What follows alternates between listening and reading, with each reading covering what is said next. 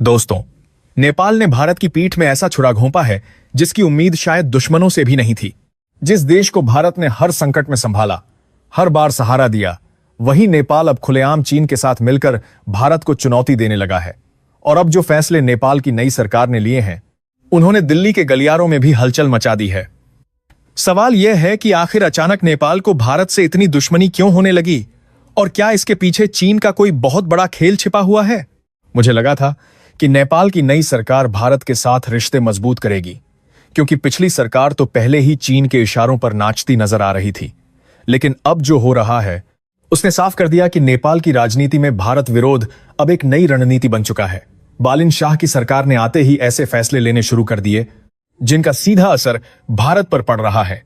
सबसे पहले भारत से आने वाले सामान पर कस्टम ड्यूटी बढ़ा दी गई, यानी भारतीय व्यापारियों को बड़ा नुकसान। फिर कैलाश मानसरोवर यात्रा को लेकर विवाद खड़ा कर दिया गया। नेपाल ने दावा करना शुरू कर दिया कि यह इलाका उनका है और यहां भारत को सड़क निर्माण या सेना की गतिविधियों की अनुमति नहीं दी जाएगी। लेकिन असली झटका तब लगा जब नेपाल ने भारतीय दवाइयों की क्वालिटी पर सवाल उठाकर कई भारतीय फार्मा कंपनियों को निशाने पर लेना शुरू कर दिया। जिस भारत से नेपाल लगभग सब्सिडी और बेहद सस्ते दामों पर दवाइयां लेता रहा, उसी भारत की मेडिसिन पर अब उंगली उठाई जा रही है। भारत वर्षों से नेपाल को ईंधन, बिजली, शिक्षा, स्वास्थ्य, सड़क, इंफ्रास्ट्रक्चर और राहत सामग्री तक देता आया है। भूकंप हो या आर्थिक संकट, सबसे पहले मदद के लिए भारत ही खड़ा होता है। लेकिन बदले में भारत को क्या मिला? आरोप, विरोध और चीन के प्रति बढ़ती वफादारी। अब कहानी यहीं खत्म नहीं होती। नेपाल ने ऐसा कदम उठाया है जिसने भारत की सुरक्षा एजेंसियों तक को सतर्क कर दिया है। Trans Himalayan multi dimensional connectivity project. यह सिर्फ एक सड़क या रेलवे बनाया है, प्रोजेक्ट नहीं, बल्कि हिमालय में ताकत की नई जंग है। इस प्रोजेक्ट में सड़कें, सुरंगें, रेलवे लाइन, बिजली नेटवर्क और व्यापारिक कॉरिडोर शामिल हैं। भारत चाहता था कि नेपाल उसके साथ मिलकर इस रणनीतिक नेटवर्क को मजबूत करे ताकि चीन का बढ़ता प्रभाव रोका जा सके। लेकिन नेपाल ने अचानक भारत को इस पूरे प्रोजेक्ट से बाहर कर चीन को अंदर बुला लिया। अब जरा सोचिए, अगर बीजिंग से काठमांडू तक सीधी कनेक्टिविटी बनती है तो इसका मतलब सिर्फ व्यापार नहीं होगा। इसका मतलब होगा कि चीन की पहुंच सीधे हिमालय तक मजबूत हो जाएगी। यही कारण है कि भारत नेपाल को सिर्फ पड़ोसी नहीं, बल्कि अपनी उत्तरी सुरक्षा की ढाल मानता है। क्योंकि जब 1950 के दशक में चीन ने तिब्बत पर कब्जा मजबूत किया था, तभी से हिमालय की रणनीतिक स्थिति पूरी तरह बदल गई थी। और अब अगर नेपाल पूरी तरह चीन के प्रभाव में चला गया तो भारत की सीमाओं पर दबाव कई गुना बढ़ सकता है। सबसे हैरानी की बात यह है कि चीन जिन देशों को कर्ज के जाल में फंसा चुका है, वही देश फिर भी उसके पीछे भाग रहे हैं। श्रीलंका इसका उदाहरण बन चुका है। मालदीव आर्थिक दबाव झेल चुका है। बांग्लादेश भी संतुलन बनाने की कोशिश कर रहा है और अब नेपाल भी उसी रास्ते पर बढ़ता दिख रहा है। जबकि सच्चाई यह है कि जब नेपाल को पेट्रोल डीजल चाहिए होता है, जब आर्थिक संकट आता है, जब राहत चाहिए होती है, तब आखिर में दरवाजा भारत का ही खटखटाया जाता है, चीन का नहीं। अब भारत भी धीरे धीरे अपना रुख बदलता दिख रहा है।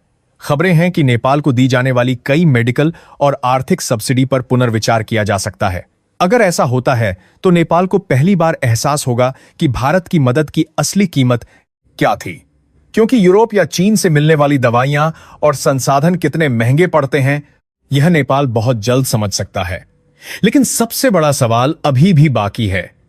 क्या नेपाल सिर्फ चीन के दबाव में यह सब कर रहा है, या फिर दक्षिण एशिया में कोई बहुत बड़ा भू राजनीतिक खेल शुरू हो चुका है? क्योंकि जिस तेजी से हिमालयी क्षेत्र में चीन अपनी पकड़ मजबूत कर रहा है, उससे आने वाले समय में भारत और नेपाल के रिश्तों में ऐसा तूफान आ सकता है जिसकी गूंज पूरी दुनिया सुन सकती है। नेपाल इस समय शायद खुद को बहुत बड़ा खिलाड़ी समझ रहा है, लेकिन असली खेल कहीं और चल रहा है। बाहर से ऐसा दिखाया जा रहा है कि नेपाल भारत को चुनौती दे रहा है, मगर अंदर ही अंदर नेपाल दो ताकतों के बीच फंस चुका है। एक तरफ भारत है जिससे उसकी रोजमर्रा की जिंदगी चलती है, और दूसरी तरफ चीन है जो उसे बड़े बड़े सपने दिखा रहा है। यही सबसे खतरनाक स्थिति होती है, क्योंकि जब कोई छोटा देश दो दिग्गज ताकतों के बीच संतुलन बनाने की कोशिश करता है, तब अक्सर उसका इस्तेमाल मोहरे की तरह होने लगता है। मुझे लगता है आने वाले समय में नेपाल की राजनीति पूरी तरह दो हिस्सों में बंट सकती है। एक धड़ा ऐसा होगा जो चीन के पैसों और प्रोजेक्ट्स के पीछे भागेगा, जबकि दूसरा धड़ा धीरे धीरे यह समझने लगेगा कि भारत से दूरी बनाना नेपाल की अर्थव्यवस्था को अंदर से कमजोर कर सकता है। क्योंकि सच यह है कि नेपाल की जनता का रोज का व्यापार, रोजगार, इलाज, शिक्षा और यहां तक कि खाने पीने की चीजें भी भारत से जुड़ी हुई हैं। चीन सड़क बना सकता है, लेकिन नेपाल के लोगों की रोज की जरूरतें पूरा करना उसके लिए आसान नहीं होगा। एक और बहुत बड़ा खेल हिमालय में शुरू हो सकता है, जिसे अभी लोग समझ नहीं पा रहे। चीन सिर्फ सड़क या रेलवे नहीं बना रहा, वह पूरे हिमालय का कंट्रोल चाहता है। आज नेपाल में सड़क बनेगी, कल वहां चीनी कंपनियां आएंगी, फिर सुरक्षा सलाहकार आएंगे और उसके बाद धीरे धीरे चीन नेपाल के फैसलों पर असर डालना शुरू कर देगा। यही तरीका उसने कई देशों में अपनाया है। पहले निवेश, फिर कर्ज, फिर दबाव, और जब तक छोटे देशों को सच्चाई समझ आती है तब तक बहुत देर हो चुकी होती है। लेकिन यहां भारत भी पहले वाला भारत नहीं है। पहले भारत पड़ोसियों की हर गलती को नजरअंदाज कर देता था। पहले भारत बारोसियों की दो में बारत करते हैं, स्थान से बारों से और गलती बारों से। मगर अब भारत की नीति बदलती दिख रही है। अब दिल्ली शायद भावनाओं से ज्यादा रणनीति पर काम करेगी। हो सकता है भारत सीधे टकराव न करे, लेकिन वह नेपाल को आर्थिक और व्यापारिक तरीके से यह महसूस करा सकता है कि भारत की अहमियत क्या है। और अगर ऐसा हुआ तो सबसे ज्यादा दबाव नेपाल की जनता पर पड़ेगा, क्योंकि आखिर में महंगाई, बेरोजगारी और आर्थिक संकट आम लोगों को ही झेलना पड़ता है। सबसे दिलचस्प बात यह है कि चीन और नेपाल की यह बढ़ती दोस्ती भविष्य में खुद नेपाल के लिए खतरा बन सकती है, क्योंकि चीन कभी भी किसी देश के साथ बराबरी का रिश्ता नहीं रखता। वह हमेशा ऐसा सिस्टम बनाता है जिसमें सामने वाला देश धीरे धीरे उस पर निर्भर हो जाए। और जिस दिन नेपाल पूरी तरह इस जाल में फंस गया, उस दिन उसे समझ आएगा कि भारत की दोस्ती और चीन की रणनीति में कितना बड़ा फर्क था।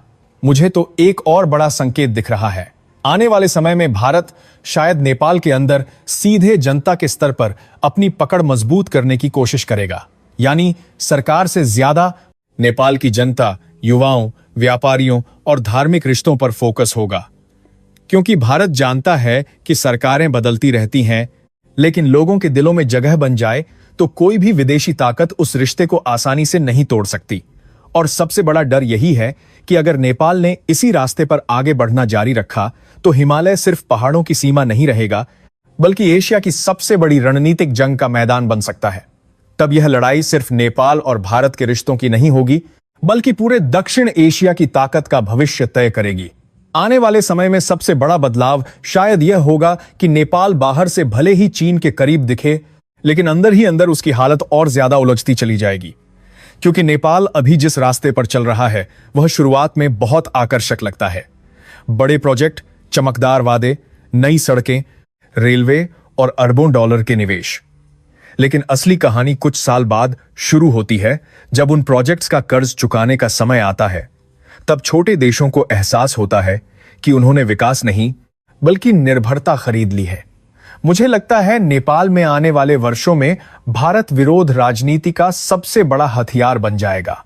वहां के नेता जनता का ध्यान बेरोजगारी, महंगाई और कमजोर अर्थव्यवस्था से हटाने के लिए बार बार भारत का नाम इस्तेमाल करेंगे, क्योंकि भारत का विरोध करना नेपाल की राजनीति में जल्दी लोकप्रियता दिलाता है। लेकिन यही खेल धीरे धीरे नेपाल को अंदर से कमजोर करेगा। जनता एक समय बाद में सवाल पूछने लगेगी कि अगर चीन इतना बड़ा दोस्त है तो फिर नौकरियां क्यों नहीं बढ़ रही, महंगाई क्यों बढ़ रही है और लोग काम के लिए अभी भी भारत क्यों जा रहे हैं। एक और बहुत बड़ा बदलाव सीमा क्षेत्रों में देखने को मिल सकता है। भारत अब पहले की तरह सिर्फ भरोसे पर रिश्ते नहीं चलाएगा।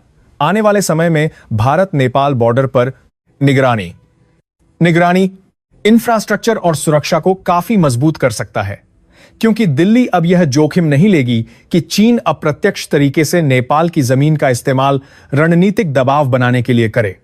इसका असर यह होगा कि खुली सीमा का जो पुराना भरोसा था उसमें धीरे धीरे सख्ती आ सकती है। लेकिन सबसे चौंकाने वाली चीज शायद नेपाल के अंदर ही होगी। आज जो युवा चीन को विकास का मॉडल मान रहे हैं, वही कुछ साल बाद सबसे ज्यादा निराश हो सकते हैं, क्योंकि चीन की नीति हमेशा अपने फायदे पर चलती है। अगर नेपाल को आर्थिक फायदा कम और कर्ज ज्यादा मिला तो वहां चीन विरोधी भावना भी तेजी से बढ़ सकती है। इतिहास बताता है कि छोटे देश शुरुआत में चीन के करीब जाते हैं, लेकिन बाद में उन्हें एहसास होता है कि फैसले धीरे धीरे उनके हाथ से निकलने लगे हैं।